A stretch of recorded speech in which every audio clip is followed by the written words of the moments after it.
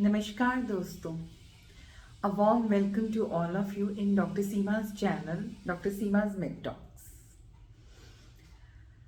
तो पिछले हफ्ते डायबिटीज़ का एक टॉपिक बनाया। इस बार फिर अपनी फर्स्ट एड की कहानी को आगे बढ़ाते हैं। तो हमने सीजर के बारे में भी बात कर ली, हमने सीपीआर ट्रेनिंग भी कर ली, हमने चोकिंग के बारे में भी बात कर ली। अब एक बहुत इम्पॉर्टेंट चीज़ है कि ब्लीडिंग एंड हाइपोवोलेमिक शॉक, कि किसी व्यक्ति को कोई चोट लग जाती है और बहुत ज़बरदस्त ब्लीड कर रहा है, तो ऐसे में हम किस तरीके से उसको फर्स्ट एड दे सकते हैं या एज ए लेमैन आप उस व्यक्ति की मदद किस तरीके से कर सकते हैं, आज हम उस पर डिस्कस करेंगे। और अगर कहीं खुदा ना खास्ता उसकी ब्लीडिंग इतनी ज़्यादा हो गई कि पेशेंट शॉक में जाने लगा, तो उसको कैसे ट्रीट करेंगे, शॉक को कैसे पहचानेंगे, शॉक क्या होता है, कैसे ट्रीट करेंगे, कैसे बचाएंगे और किस तरीके से उसकी मदद करेंगे। तो ये सारी बातें आज इस वीडियो में डिस्कस करते हैं, राइट। तो पहली चीज़ हुई ब्लीडिंग। तो ऑब्वियसली ब्लीडिंग से नाम से समझ में आ रहा है कि मरीज को कोई चोट लगी है जिसके चलते उसके शरीर से खून का बहाव हो रहा है, यानी कि उसके ब्लीडिंग हो रही है। तो देखिए, हमारी बॉडी में खुद से डिफेंस मैकेनिज्म होता है। हमारा ब्लीडिंग टाइम, क्लॉटिंग टाइम होता है कि कुछ मिनट्स के बाद हमारी बॉडी में क्लॉट बन जाता है और ब्लीडिंग खुद ब खुद रुक जाती है। पर अगर कहीं बहुत एक्सेसिव ब्लीड हो रहा है, कहीं बहुत ज़बरदस्त चोट लगी है, जो ब्लीडिंग बहुत ज़्यादा चल रही है, तो आप उसको बहने नहीं देंगे, आपको उसको रोकना ज़रूरी है। तो ब्लीडिंग या कोई चोट तो एक छोटी सी पंक्चर वूंड हो सकता है कि छोटा सा कुछ लग गया तो आपको चोट लगी, या थोड़ी सी कहीं से स्किन छिल गई आपकी तो चोट लगी, या कोई बहुत ज़बरदस्त इम्पैक्ट हुआ है या कुछ भी हुआ है जिसके चलते आपको ज़बरदस्त ब्लीडिंग हुई है। तो बेसिकली हम आज बात करेंगे सिवियर ब्लीडिंग के बारे में, कि जब कहीं सिवियर ब्लीडिंग होती है तो हम ऐसा क्या कर सकते हैं कि मरीज की मदद हम हेल्प, इमरजेंसी हेल्प या मेडिकल हेल्प आने से पहले हम किस तरीके से पेशेंट की हेल्प कर सकते हैं। तो देखिए, कोई किसी तरीके की भी चोट लगी है तो सबसे पहले किसी भी इमरजेंसी में है कि आपको विक्टिम को रीअश्योर करना है, क्योंकि मरीज चाहे वो जल गया, चाहे वो चोट लग गई, चाहे ब्लीडिंग है, चाहे कुछ भी है, या चोकिंग हो गई, मरीज पहले अगर कॉन्शियस है तो बहुत घबराया हुआ होगा। ऑब्वियसली जिसकी बॉडी से खून निकल रहा है फवारे की तरह या बहुत ज़्यादा ब्लीडिंग हो रही है तो वो तो घबराएगा। तो सबसे पहली चीज़ आपको रीअश्योरेंस देनी है, ठीक है। और उसके लिए आप पहले खुद कंफर्टेबल होने चाहिए, राइट। अगर आप खुद ही घबराए हुए होंगे, आप सामने वाले को रीअश्योर नहीं कर सकते। ये वीडियो सिर्फ इसलिए है कि इनको बार बार देखा जाए, बार बार इनको समझा जाए। हर बार देखोगे तो हर बार कुछ नया समझ में आएगा, तो कुछ नया समझ में आएगा तो आपका कॉन्फिडेंस लेवल बिल्ड होगा पेशेंट को या इस तरीके की किसी इमरजेंसी को हैंडल करने के लिए, राइट। तो इसलिए ये वीडियोस मैं बना रही हूँ और इसीलिए इनको पोस्ट कर रही हूँ। तो अब किसी भी तरीके की चोट लगी है, अगर वो छोटा सा वूंड है, पंक्चर वूंड है, उसको सामने से क्लियर कर दिया जाए, क्लीन कर दिया जाए। अगर पॉसिबल है कि वूंड बहुत ज़्यादा नहीं है, छोटा सा है, तो उसको आप पानी से भी धो सकते हैं, साबुन पानी से भी उसको धो सकते हैं और उसके ऊपर एक मलहम लगा के पट्टी करी जा सकती है। पर अगर सिचुएशन इससे बहुत ज़्यादा खराब है कि a patient is bleeding profusely, severe bleeding हो रही है और प्रोफ्यूज ब्लीडिंग हो रही है, इतना देखने में भी नहीं दिख रहा कि ब्लीडिंग कहाँ से हो रही है, क्योंकि 2-3 जगहें हो सकती हैं जहाँ से मरीज ब्लीड कर रहा हो सकता है। तो ऐसे में क्या करेंगे, सबसे पहली चीज़ है कि खुद के लिए अगर पॉसिबल है, अगर वहाँ पे चीज़ें हैं तो सबसे पहले खुद ग्लव्स पहन लीजिए, क्योंकि किसी की जान बचाने में आपको अपनी जान पहले बचा के रखनी ज़रूरी है। आपको ग्लव्स नहीं मिल रहे, कोई आपको प्लास्टिक की पन्नी मिलती है या फॉर दैट मैटर कुछ भी मिलता है, आप उसको अपने हाथों पे लगा सकते हो। आपकी सिचुएशन इतनी बैड है कि आपको वो भी नहीं मिल रहा है, फॉरगेट इट, अपना हाथ लो, अपना हाथ लो और मरीज की जहां पर ब्लीड हो रहा है वहां पर फर्मली प्रेस कर दो, क्योंकि आपने सबसे पहले प्रेस ही करना है ब्लीडिंग रोकने के लिए। अगर आपको कोई कपड़ा मिल जाता है, तौलिया मिल जाता है, पट्टी मिल जाती है, गॉज पीस मिल जाता है, तो दैट इज वेरी गुड।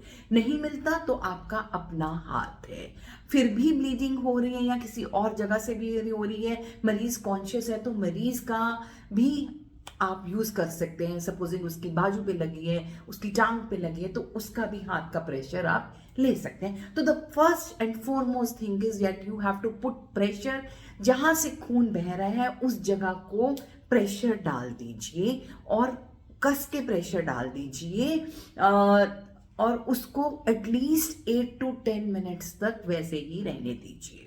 ठीक है, इतनी देर में कहीं ना कहीं खून रुक जाएगा अपने आप से और आपका जो टाइट प्रेशर है वो काम करेगा। अब उसके लिए ये नहीं है कि हर तीसरे सेकंड में या हर मिनट में उठा उठा के आप देख रहे हैं, तो वो आप नुकसान कर देंगे, आप ब्लीडिंग में खलल आप उसमें परेशानी, इंटरप्शन कर रहे हैं, वो आप मत कीजिए। तो let it take its own time, उसको अपना वक्त ले लेने दीजिए और वो आपकी ब्लीडिंग रुक जाएगी। तो आपने या तो कोई पट्टी ही बांध दी है या कुछ भी आपने पेशेंट का बांध दिया है, तो लेकिन एक चीज का आपको ध्यान बहुत जरूरी रखना है कि कुछ भी बांधिए पर वो इतना टाइट मत बांधिए कि आगे की सर्कुलेशन ही बंद हो जाए उसकी। ठीक है, तो वो टाइट जरूर बांधना है पर इतना टाइट नहीं बांधना कि सर्कुलेशन ही बंद हो जाए। तो ये बात समझने की है। तो आपने पट्टी बांध दी। अब अगर आपको दिखता है कि अगर कहीं जहां चोट लगी है वहां पर कोई कांच का टुकड़ा धंसा हुआ है या एनीथिंग, कोई लकड़ी का टुकड़ा धंसा हुआ है, तो कोई भी फॉरेन ऑब्जेक्ट जो एम्बेडेड है आपको उसको नहीं छेड़ना, आपको उसको नहीं छेड़ना, क्योंकि वो आपकी ब्लीडिंग को और रोकने में it has like plugged in, वो उस चीज में प्लग्ड पड़ा है ताकि आपका ब्लीडिंग और ज्यादा ना हो। अगर आपने उसको उतारा, रोका, तो खून का फव्वारा निकल सकता है और आपको संभालना बहुत मुश्किल हो सकता है। तो उसमें आपने कोई छेड़ाखानी नहीं करनी, उसके अराउंड आपने जो घाव है जहां से ब्लीडिंग हो रही है उस पर प्रेशर डाल देना है। तो ये बहुत इंपॉर्टेंट चीज है।